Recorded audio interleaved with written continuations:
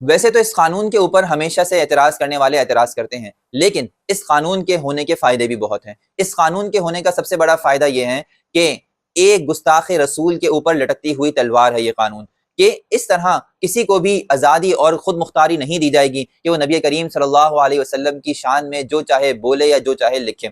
یہ قانون ہی ہے جس کی وجہ سے لوگ قانون کو ہاتھ میں نہیں لیتے۔ اگر یہ قانون نہیں ہوگا تو ہر انسان اپنے جذبات سے مجبور ہو کے گستاخ رسول کا فیصلہ خود کرے گا کہ گورنمنٹ نے تو کوئی قانون رکھا نہیں، تو چلو اس گستاخی رسول کی سزا میں خود دوں۔